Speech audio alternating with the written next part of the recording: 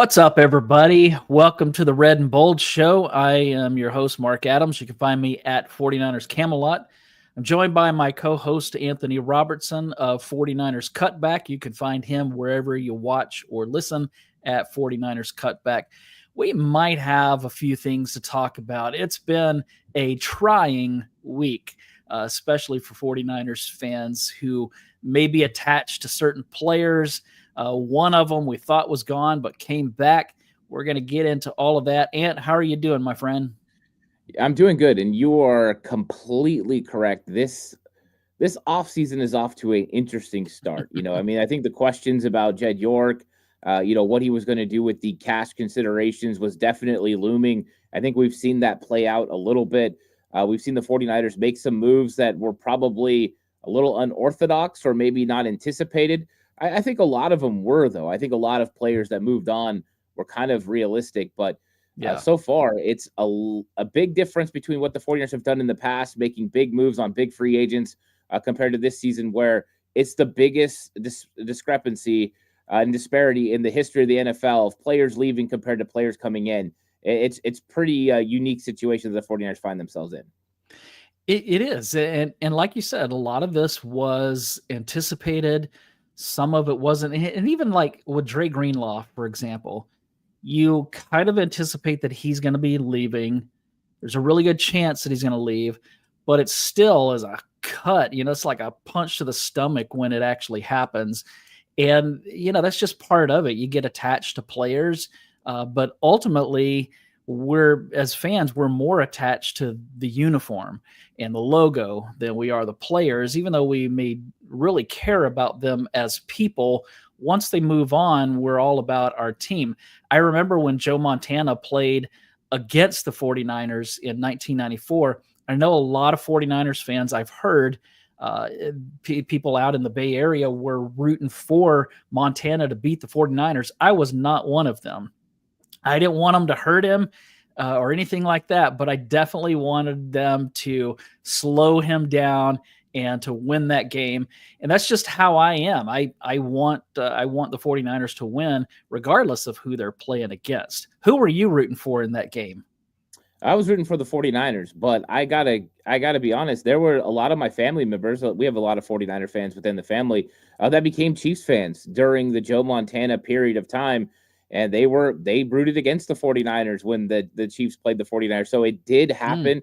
That's interesting. I was never, even though I love Joe Montana, he was my favorite player growing up for that certain time period. I just always felt that it was the team. It's the team first, then it's the players. And that's just kind of how it's been ingrained in me. But that was an interesting time because definitely emotions were all over the place when talking about Joe. It's one of those times when you wanted to see Joe do well, except for when he played the 49ers. That's how I feel. And that's how I'll kind of be about a lot of these guys. These guys who move on that, I'm a big fan of, especially the ones that I've had some sort of a personal reaction with, or interaction with, guys like Charvarius Ward, Talanoa Hufanga, who are really nice to my wife, and really nice to our godson. Like those types of people you have that relationship with. You want to see them do well. But when they strap it up and have to play the 49ers, 100%, I hope they get cooked. I hope they get beat in that one game and the 49ers win. That's just how it is. Yeah, and you look at a guy like Dre Greenlaw. He, is an Arkansas Razorback. I grew up in Arkansas, so even though I also root for the Oklahoma Sooners, I was a Razorback before I was a Sooner, and so for me, I really liked that guy even before he became a 49er. So it's hard to see players like that go. But let's jump into that. As far as the free agent losses, and they lost several, whether it's Charvarius Ward, which we kind of knew that was coming. I mean, when he lost the baby and he and his girlfriend and started saying things like, I traumatized. I don't remember the word that he used, but kind of where he was traumatized even coming to California. That signal that he's gone. He's not going to be around. So you have Greenlaw, you have Ward, you have Hufanga, you have guys that they released like Malik Collins, which was a surprise. Javon Hargrave, which we already knew that he was gone. So which of these guys, and it could be some of the other, Jalen Moore is another one. Who of the losses, whether it was a free agent loss or someone that they cut, who was the one that hurt the most? It was Dre Greenlaw. It just was. I literally had just finished recording a episode, and my phone went off, and it was that Dre Greenlaw had signed the deal with Denver. And it was one of those things where it had become a possibility. The information that was coming out was maybe he wanted to run his own team. Maybe he wanted to kind of get out in front and not be behind Fred Warner's shadow, which I understand. I don't think he was in a shadow here in San Francisco. I thought those two stood side by side, and they were, great together. But I think in some categories, he was looking for a lot of money. Denver was willing to give him that money and give him a long-term deal, even with the question marks about injury. But that one really hurt because Dre was a linchpin in this 49ers defense. He was an attitude. He was something that they needed. He was a driving force in what they did in the all gas, no brakes type mentality. So that one probably hurt me the most. He was the one I was the most connected to out of the players that left, and the one I think I was hoping the 49ers would keep the most. I had relegated myself to the thought that it was a possibility he could go, but yeah, that one hurt. That one hit different when he was gone. The second one I'll have to admit was Kyle Juszczyk. Because Juice has been here, he has been the staple for changing the 49ers way with John Lynch and Kyle Shanahan. And so I get it, the financials and all that, but Dre hit the hardest. I think Kyle Juszczyk was second, even though I understood if that was what they needed to do, it made sense because, financially paying a fullback a lot of money is not always the best idea.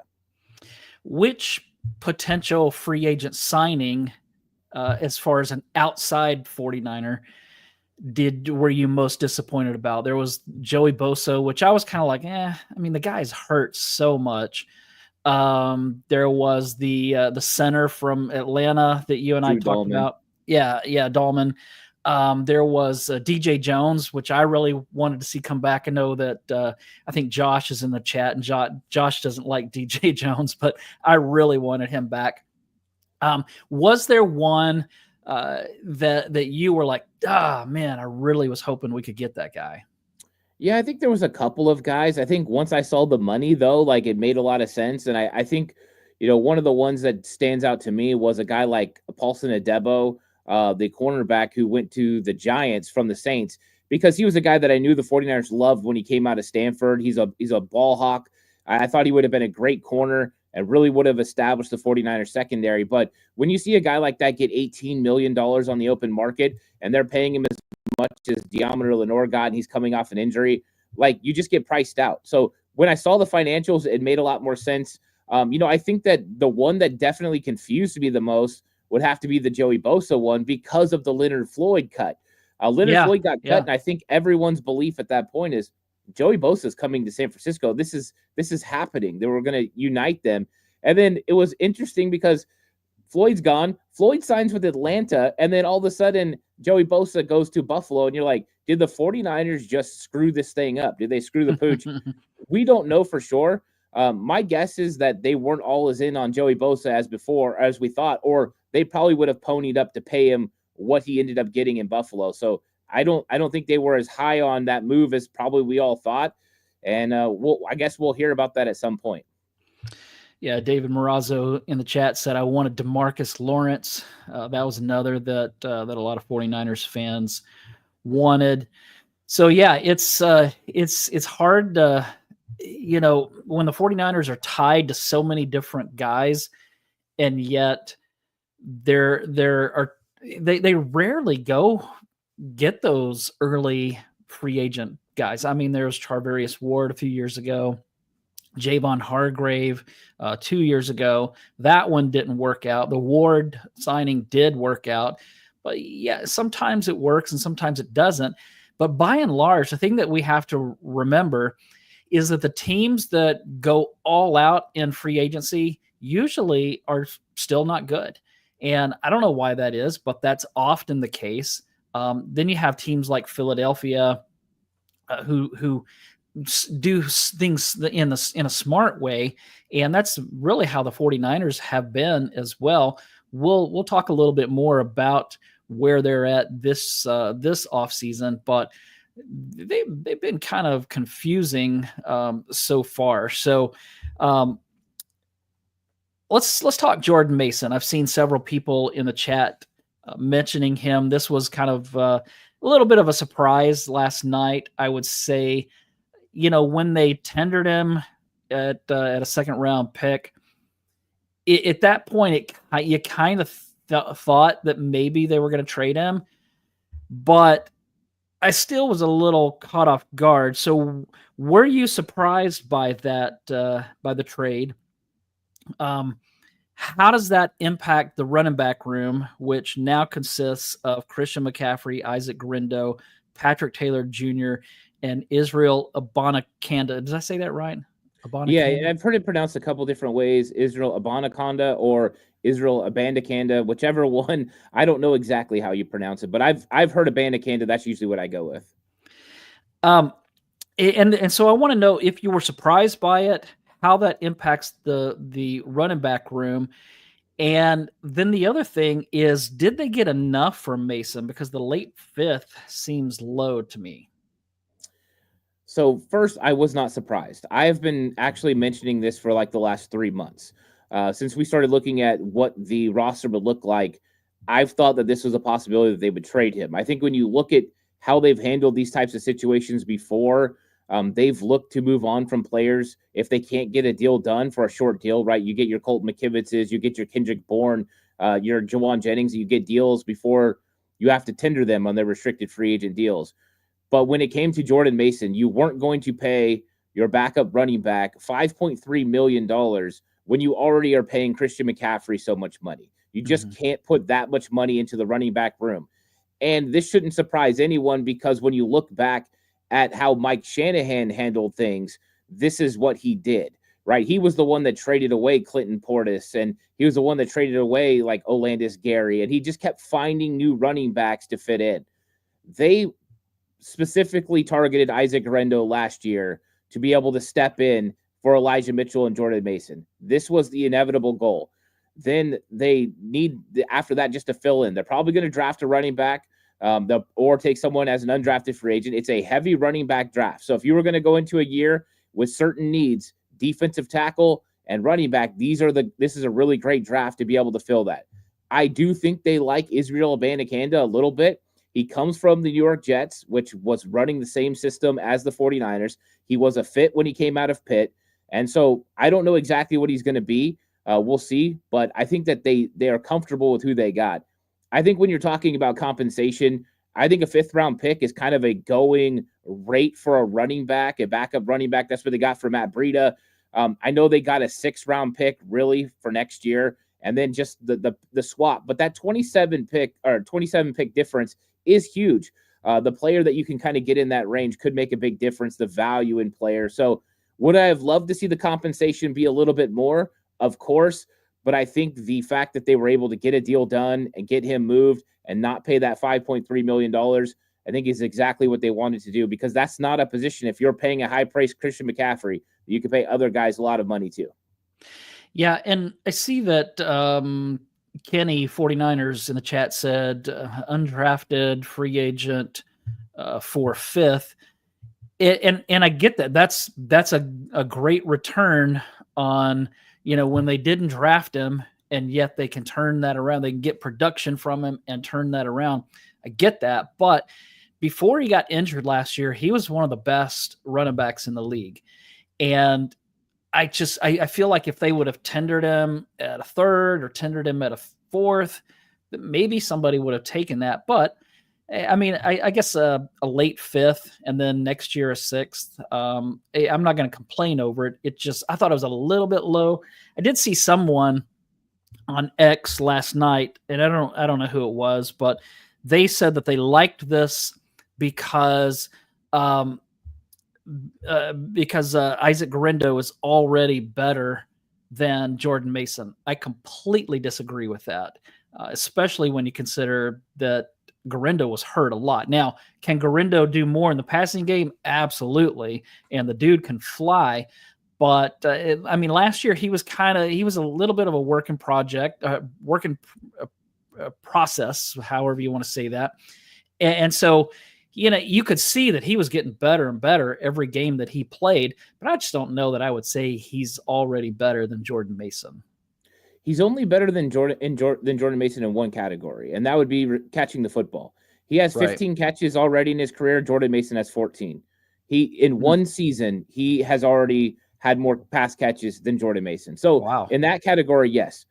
Jordan Mason is a better runner right now than Isaac Guerrero. I don't think anyone should argue with that. He's more comfortable in this system.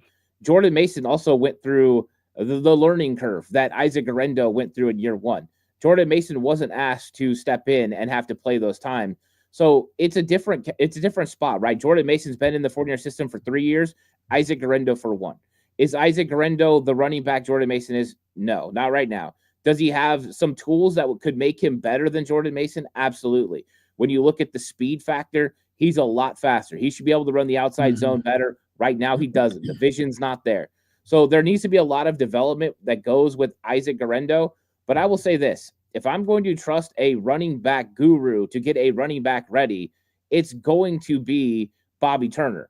We have just seen him consistently do this no matter what team he was with, whatever Shanahan, it doesn't matter. He figures it out. If he's signing off on Isaac Guerrero as running back 2, who am I to argue with his analysis? I do think that a lot of people were connected to Jordan Mason, and Jordan Mason's a fun player. He runs over people. He plays hard. He plays with aggressiveness. But there were still some things that Kyle Shanahan didn't feel comfortable with, and some of that was his third down protection. Remember, even when he was running like crazy this season, Kyle Shanahan would still elect to put Kyle Juszczyk in on third down instead of Jordan Mason. Yeah, so there was some things there that we didn't like. When you watch the film, there was some protection issues. We never really saw the comfortability with Brock Purdy getting him the football. So there was just something missing. And it wasn't Jordan Mason's fault. He worked hard. He got better at catching the football. He got better at running routes. He got better with protection. But I don't think it ever got to the point where Bobby Turner and Kyle Shanahan were 100% sold on it. And I think they drafted Isaac Guerrero knowing this is what was going to eventually happen, that he was going to step in. They do this at a lot of positions. They did it at running back. Do you think that means that they're going to draft a run? I think that it means they're going to draft a running back, but do you think it means they're going to draft a running back high? I don't think it has to be high. And thanks, Alex, so much for the subscription. We really appreciate it. I will say that it doesn't have to be high, but there are some guys when you start getting to round 3 that I think potentially make a lot of sense for the 49ers. One of those guys to watch, I'm just going to throw out one name, is Caleb Johnson out of Iowa. They run his own scheme. He's a big physical running back. He didn't run a great 40 time, which means he could slip a little bit. And that's great for the 49ers, where they don't always have to have speed, but have somebody that fits the system. So I don't think it necessarily needs to be high. I would actually rather the 49ers take someone late in the draft, either round 7 or even undrafted free agent, because they do have talent already at the position. You have McCaffrey, used the 4th round pick on Guerrero. You have Israel Abanikanda, who is a 5th round pick. You have Patrick Taylor, who you've already seen in your system. You might not have to put tremendous value into it, but if they have somebody that they love, if Bobby Turner signs off on somebody, they'll absolutely strike no matter where it is. I just think that they have bigger needs that they need to address earlier on in the draft. Yeah, completely agree. Like this question from David Campbell, are you happy with the Mac Jones signing? You know, I wouldn't say happy, but I understand the Mac Jones signing, because I think he's an upgrade over Brandon Allen. I think he's an upgrade over Joshua Dobbs. He fits the system. Kyle Shanahan and his staff did extensive work on that 2021 quarterback room. So we kind of already had said we thought it might come from this room. You know, it was either going to be probably Zach Wilson or Mac Jones. Zach Wilson goes to Miami to be with Mike McDaniel. Surprise, surprise. And Mac Jones comes here. What you love about Mac is the fact that he can run this system. He's got pretty good vision as far as going through progressions and getting rid of the football. He's got pretty good accuracy and timing for the most part. I don't think it's worked out well for the teams that he's been at. Pretty good rookie season with the Patriots, but since then it's been erratic. I think a lot of that is the coaching changes that he's had to deal with. And I think that he's the person that everyone thinks Brock Purdy is, that he has to have all the weapons around him. Mac does need to have all those weapons. Now, what I'm hoping is that Brock Purdy can instill the same wisdom he did on Sam Darnold on Mac Jones and teach him that, hey, you've got to be a point guard out here. Just get rid of the football, get it to where it's supposed to get, and let those playmakers do their job. If he can become that, then I think, yeah, he fits the system. Kyle doesn't have to change anything. All he has to do is put Mac Jones in there if something, heaven forbid, happens to Brock. And he can come out and run the offense efficiently. Is it going to be as effective as Brock Purdy? No, it's not. But it can be efficient, and maybe that can help the 49ers win a couple of games if, heaven forbid, Brock's out with something here or there. And there is upside, right? There were teams that saw Mac Jones as a top 15 pick. The Patriots took him at 15. So there's at least talent there, and we've seen the 49ers be able to kind of reinvest in these players and turn them into players that can go out on the open market and get, $30+ million contracts. Look at Sam Darnold. Yeah, I would agree. I liked the signing. I was kind of hoping for maybe Zach Wilson. I didn't expect that Justin Fields would be a backup player, but I was intrigued by him. But part of that is that back in 2021, I was hoping that they would pick Justin Fields. Now, I probably would have been wrong. Maybe he would have turned out just like Trey Lance did.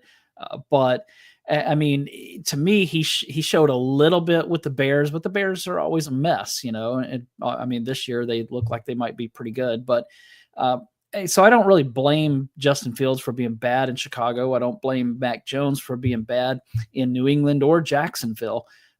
A lot has to do with the team around you. And so I'm intrigued to see this. I hope that we don't ever see him starting games, because that means Brock Purdy's injured and out. But I do think that he's an upgrade over Brandon Allen, who is another former Arkansas Razorback, but that was one Arkansas Razorback I did not want playing for the 49ers. So we'll see how that goes. One of the other big surprises yesterday was Filthy Casual. I see your question about Ayuk. Let's get that one. Okay, you already have that one started. Because I want to get back to that. One of the other big surprises yesterday was that Kyle Juszczyk is re-signing with the 49ers. Reportedly, he was offered more money by the Pittsburgh Steelers and decided to return to the 49ers. And there were other reports that I'm just not going to get into right now that have to do with, maybe the 49ers asking him to take a pay cut and him saying no. And so then they released him and whatever. But so I want to ask you if you liked this re-signing, because I think a lot of fans liked it from a morale standpoint, but from a competitive standpoint, was it the right decision? Because they talked about younger, faster, cheaper, and I guess they got a little cheaper by paying him less money, but they didn't really get younger or faster. But I mean, Juszczyk never misses games. Now, the only thing that I would have against them bringing him back is that the run game last year was, especially near the goal line or in short yardage situations where you think a lead fullback is going to help you get those yards, and it just didn't happen. So wondering what you think about this re-signing, because there were a lot of people who were saying, hey, this is signaling some kind of shift in offensive philosophy. Maybe the 49ers aren't going to have a fullback anymore. So that was kind of intriguing for a little bit, but now it looks like it's going to be business as usual. Yeah, I was okay with the signing. I think if you're going to run 21 personnel, Kyle Juszczyk is still one of those guys. It doesn't mean that the 49ers can't run more 12 personnel. As Kyle Juszczyk is getting older, he needs to play less snaps. So let's play him less snaps where he can be more effective. But this is a guy that played a lot of inline last year and played a lot of help at tight end and not just fullback. And yes, there's a lot of people that are bringing up the short yardage situations and not being able to win. But the 49ers don't exactly line up and run an ISO power scheme and run right down your throat and expect, the fullback to be Lorenzo Neal or William Floyd and run somebody over and win at the point of attack. That's not what they do. It's a lot of, misdirection. It's a lot of pulling. It's a lot of wham blocking. There's a lot of nuance to the 49ers run game. And Kyle Juszczyk does it at a high level. He also will provide you the occasional big catch, the conversion, the energy. Like you said, though, the morale, the captain, that's who he is. He's been voted on by his team as a captain. He is the first player ever signed by Lynch and Shanahan. And I think that there is a certain value to having him on the team. I think it's good for Christian McCaffrey. I think it's good for George Kittle. And the comment about, them getting younger and faster and cheaper, I think fits in a lot of ways, but there's still going to be certain positions where you need to have veterans. You can't be young across the board. So yes, you're going to continue to draft. They're going to have a lot of draft picks coming up over the next 2 years, and they're going to look to get younger and look to kind of integrate those young guys into the team. As the older guys start to fade out, Trent, Kyle Juszczyk, George Kittle, those guys will eventually move on. You have to have guys ready to take over. But I think playing Kyle Juszczyk in some of the roles that he is really meant for will help him out. He doesn't need to be the third down back for the 49ers. He doesn't need to be playing as much, move tight end as they had to have him play because they couldn't use Eric Saubert and they couldn't use the other guys they had consistently. If we put him back in his normal role and he plays about 20 to 25 snaps per game, he will be effective, and 49er fans will love having Juice out there again. So I liked it. I think it was a good move. I'm sure the contract is going to be very favorable for the 49ers in the way that they worked it and the way they worked the salary cap. So I think it's a win-win. And yes, you are going to eventually have to replace Juice, but it buys you some time to be able to figure that out, because right now I don't think there was a really good replacement available. Yeah. Let's get to some free agent signings. I'm going to give you some names, and I want you to give me a thumbs up or a thumbs down and tell me why. Wide receiver DeMarcus Robinson. He was with the Rams last year. Thumbs up, thumbs down. Thumbs up. Yeah, I like this one. And I know he's got the DUI potential, suspension, but you had to add a veteran to the wide receiver room considering Brandon Ayuk might not be ready. And at least I feel comfortable in week one, or, maybe he's not playing week one, but we'll see. But let's just say if he's going out there week one and you've got Juwan, you've got Ricky Pearsall, and you've got DeMarcus Robinson with Jacob Cowing as the 4, I feel comfortable with that group that they can go out and make some plays. DeMarcus Robinson had 31 catches for 505 yards and 7 touchdowns, a career high in touchdowns. He's been playing in some of the biggest games in the playoffs. There's no moment that's going to be too big for him. This is a key veteran at the right price too. $4.5 million per year. Like this is bargain basement value type pick. Mm-hmm. He already knows a similar system. It's not going to be a large transition. He can play all 3 spots. This was a dynamite pick. I mean, this is a very shrewd move by the 49ers. This is probably my favorite signing that they had. Yeah, it's definitely mine as well. And looks like the chat for the most part agrees. Mr. Corey said, "What free agent signings?" So, but yeah, for the most part, seems like everybody is in on this one. How about tight end Luke Farrell? Some are complaining that they paid a little bit too much for him. What do you think about this? Thumbs up, thumbs down? Yeah, I'm going to give it a thumbs up. I think that I have the same question marks about everybody else when it comes to the finances part of it. But the reason that I like Luke Farrell, the signing, is because they had to replace the Charlie Warner blocking role. Eric Saubert did not get it done last year. That was a real problem for this 49ers football team. I think that is probably the bigger reason why the 49ers didn't run the ball as consistently last year. They were missing so many blocks with that second tight end supposed to be making plays, and he just didn't. He just wasn't good enough, and that's okay. But now you've got to make sure you take care of it. So they did. They invested in it. Did they probably invest a little bit too much money and overpay for Luke Farrell? Probably. But they needed to secure a guy that could do it, and they did. So now they took care of one thing. Now they got to go address it in the draft and go get a move tight end, somebody that can win and help George Kittle in the passing game.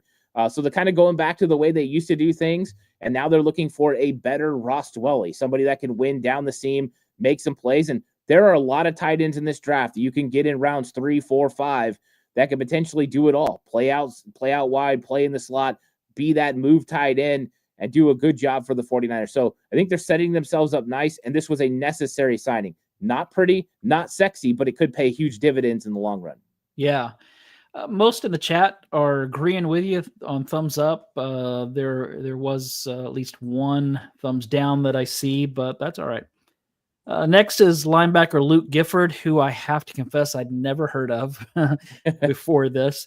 Thumbs up or thumbs down?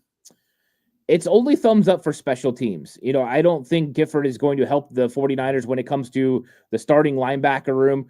But we knew they needed to get a lot better on special teams. We saw guys, miss tackles. And it was our linebackers who were missing tackles on, kickoff and allowing big returns. Gifford is a great special teams player. This is a Brant Boyer special. But he also had, they brought over the special teams coach from Tennessee to be the assistant special teams coach. So this is a direct connection. They know how good he's going to be. So for special teams, I give it a thumbs up. For depth, I'm okay with it too. But this is not a starting linebacker. So this is a thumbs up special teams, but nothing more than that right now. How about cornerback Trey Brown? I actually am one of the fans, or one of the people that like this one. I'm a fan of this move. And I get that he missed 39 games. But I'm going to give it a thumb up because you had to go ahead and move on from Isaac Yedem. He got a multi-year deal to go somewhere else.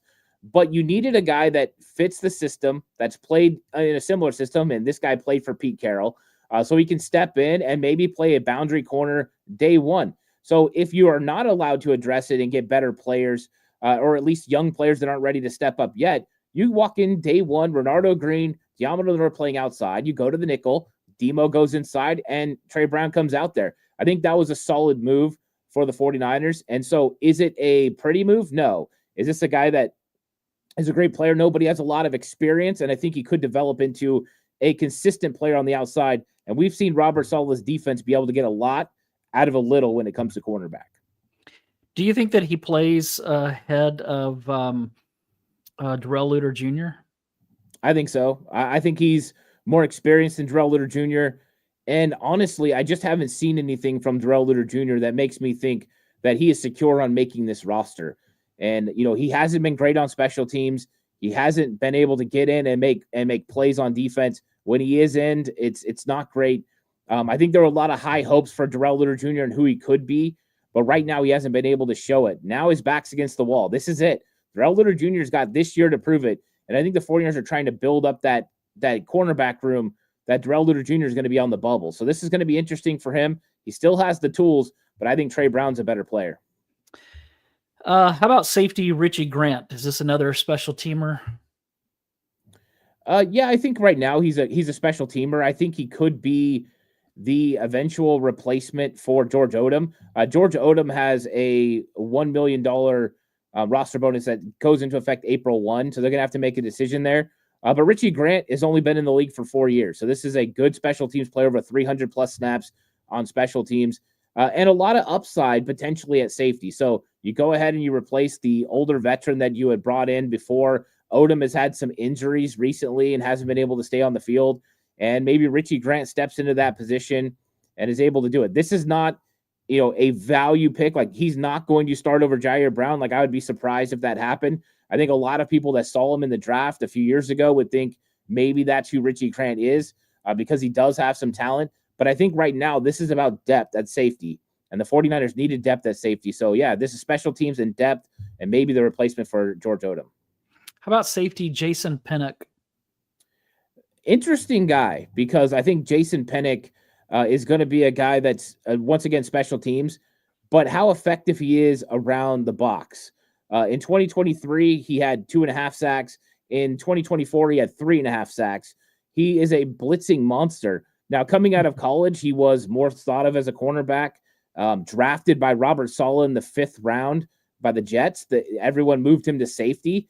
And so you kind of got this free safety / nickel type player, but he's a big player, over 6 foot, over 200 pounds. So who exactly is he as far as his role? Is he a free safety? Is he a big nickel? I think that's one of the interesting things to find out. But what we do know is he operates well in the box. And if you're planning on blitzing, he's one of the most effective in the NFL. So I think he's a unique prospect who Robert Saleh knows very well. They tried to sneak him to the practice squad, and the New York Giants picked him up. And I got to hear Robert Saleh talk about it. He was very upset about losing Justin Pinnock. So interesting guy, but this is another firm connection for the 49ers. They feel comfortable with him and how he fits Robert Saleh's system. Yeah, that is interesting. I really don't know why I'm even asking you about the long snapper, John Weeks, but is this an upgrade? I mean, this is almost a position that barely matters. 1,000%. This is an upgrade, by the way, though. Okay, So good. Weeks But isn't is he? an Oh, he's all-pro. old though, isn't he? He's 39 years old. Here's the Yeah. good thing about long snapper. It's not a young man's position, right? When you're talking about long snapper, punter, kicker, those guys can be old. It doesn't matter. All he has to do is make sure he's consistent with his snaps, and that's something that he does. But he's not just a very good long snapper. I mean, this is a guy that's like all-pro caliber, but he's also that type of person off the field as well. A Walter Payton Man of the Year nominee. This is a guy that's really good in the community. He's a 49er guy through and through.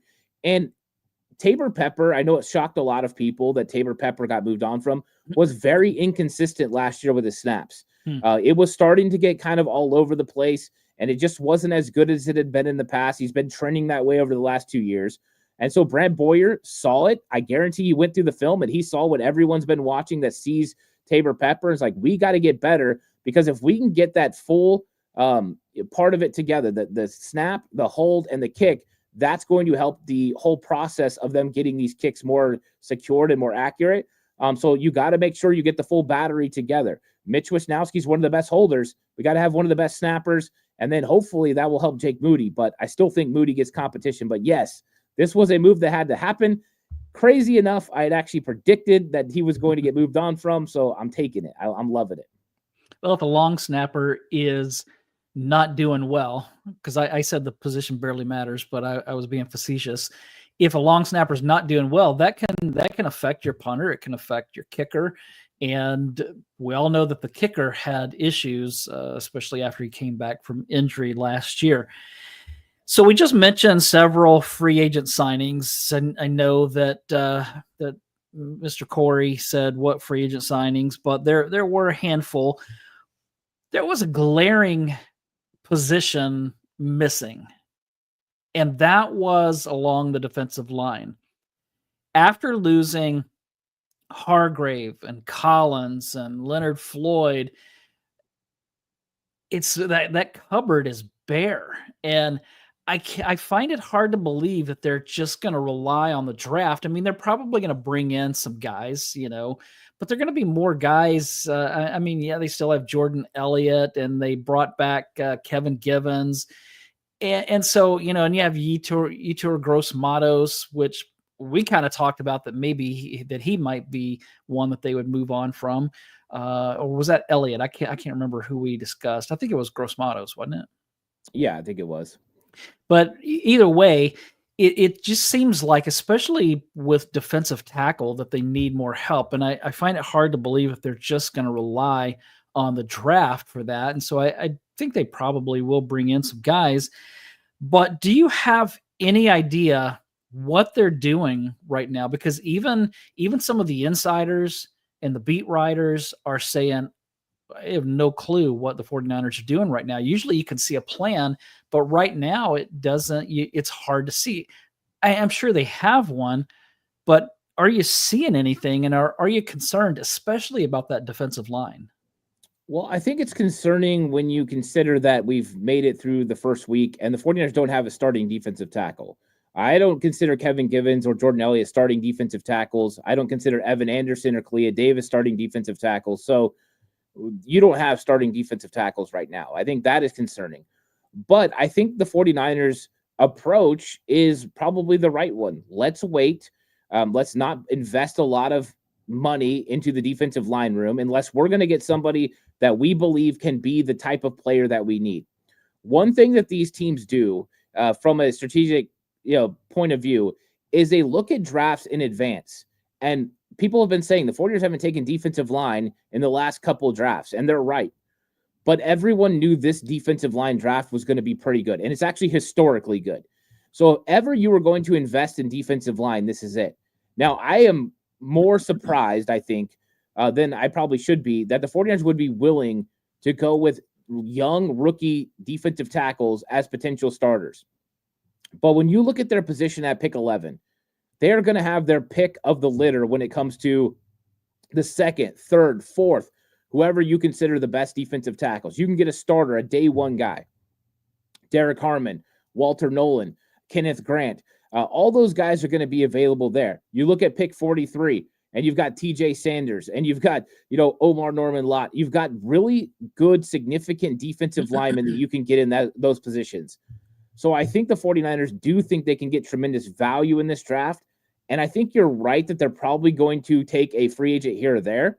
They could also wait until after the draft to fill in a few of those holes, because if you look at who's available, there's still a ton of defensive linemen available at multiple spots. But they are not going to invest big unless they feel very comfortable that player can make an impact. And they've talked a little bit about the fact that Robert Saleh was going to come in and help rebuild this defense. And this is the way they've chosen to do it. And it's interesting. They're wanting to get better against the run. That's why Leonard Floyd is gone. Yetur Gross-Matos is going to be here. But it's definitely a little surprising. I thought they would at least invest in one defensive tackle. They haven't done it. But the draft is rich. It's going to be a lot of fun. Yeah. Let's see. I want to get to this comment from Mr. Corey. I've been begging Ant for years to play center. He wants too much money. Come on, Ant. Help us out here. And then right below that, Kenny says, here's what I'm saying, Ant and Mark. We're just moving furniture around. We're not moving out. Yeah, that is a concern for sure. Okay. Now I want to get to this question from Filthy Casual. Do you think the 49ers should trade Ayuk? You and I have talked about this before. We both have said that they're not trading Brandon Ayuk. Even this week, there has been a lot of chatter, some from sources that I really don't know if they have any kind of insider information or not, that are saying that Ayuk is going to be traded. Do you think he's going to be traded, or are you sticking to your guns that he's not going to be traded? I think as of right now, I'm sticking to my guns that he's not going to be traded. I think at this point, if he was traded, though, it wouldn't surprise me like it would have maybe like 3 weeks ago, just because of all the changes and how the 49ers are operating with, cutting costs now and incurring dead money and not really worrying about it. But I just don't think it makes sense for the 49ers to trade Brandon Ayuk right now beyond just financial concerns, because I don't think you're going to get enough value for Brandon Ayuk. Yeah. I mean, last year you could have gotten a second-round pick from Cleveland, which would have been a top 40 pick, and Amari Cooper. Yeah. Now what would you get? A 5th-round, 6th-round pick, maybe a couple of day 3 picks? Like, to me, that doesn't feel like enough value to move on from a player that you loved last year, enough that Kyle Shanahan had to run to John Lynch's office to stop him from getting traded. This doesn't seem like something that they would do. So I right now, I think it's very unlikely, but there's always the outside possibility it would happen. I can't say it wouldn't happen. I'm not steadfast in that. Filthy Casual also had a question about, I think John Weeks, when we were talking about him, the long snapper. Can he be bull rushed and a liability on block attempts? The good thing about it is you're not allowed to just run right over the center, right? It has to be indirect contact. So he does a pretty good job with it. He'll be just fine. Tabor Pepper wasn't exactly built to withstand a bull rush head up either. If you were allowed just to run straight over the long snapper, every long snapper in the league would just get trucked. But you're not allowed to do that. So he'll be just fine. He's been doing it for a while. He's actually been pretty good going downfield and making tackles as well. So yeah, he's able to handle it. But yeah, the truth is all these long snappers, they'd be done for if they let somebody line up, head up on them and run them over. They'd be all crushed. All right, last thing. When just this weekend, I did the 49ers Web Zone mailbag, and I was asked the question, are there any untouchables on the 49ers, players that they're not going to cut or trade? My answer was that if they are in a true rebuild, that I thought that Brock Purdy might be the only untouchable. Although many people don't even think that he's untouchable now. And then I said, if they're not rebuilding, they're just kind of reloading, so to speak. I named Purdy, McCaffrey, Bosa, and Warner. I probably should have thrown Diamondor Lenore in there, but I don't know that I would make him untouchable. I don't think they would move him. But do you see any untouchables whether it's Warner, Bosa, McCaffrey, Purdy, or anyone else. I don't include Trent Williams in there because I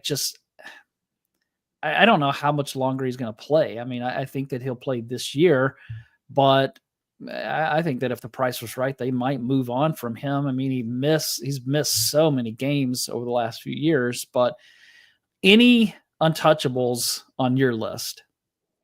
Yeah, I think it's your cores, your guys who are going to, be your pillars of your franchise. You don't just move off of those guys.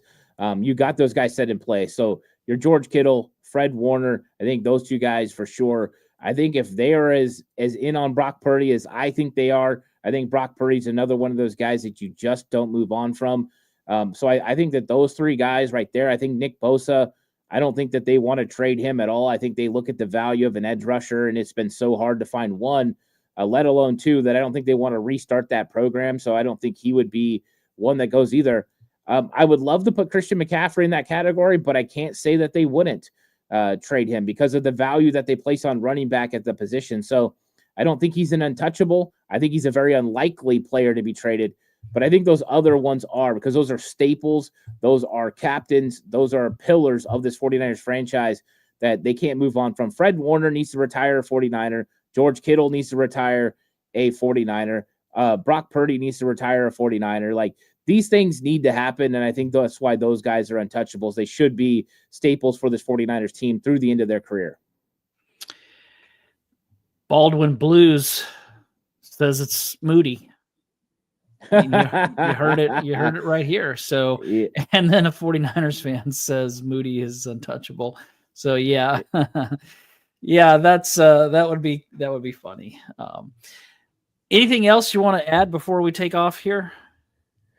No, I think it's interesting where we're at right now because we are under 40 days, I believe, away from the draft, and the San Francisco 49ers still have a bunch of holes. And this is not the way they normally go into the draft. Normally, they find a way to not be beholden to have to take a certain position. But right now, if you look at the 49ers' current roster, they have to take several defensive linemen in this draft. They need defensive tackles. They need edge rushers. I don't think I've ever seen the 49ers go into a draft when they weren't completely just, beaten down roster-wise and have to have this many holes. So this is interesting, and I wonder the philosophy that goes into it. It makes me think about when Bill Walsh needed to redo the secondary in 81, and he just went out and he just drafted every single secondary player that he needed all in one draft. And that is kind of where I feel like we're close to with the 49ers and defensive line. We're just going to go get all the defensive linemen we could possibly get and see if they can and plug and play. It worked for Bill Walsh. Let's see if it works out for the 49ers in 2025. Pretty interesting that we're over 40 years difference, but a similar process might be happening. Yeah, it's going to be interesting. You mentioned it earlier. They need 2 starting defensive tackles. They need another starting edge rusher because I don't think that Robert Beal is that guy. I don't think that Yetur Gross-Matos is that guy. And I don't know what to think about Drake Jackson, but I don't think he's that guy either. So they probably need 3 more starters along that defensive line.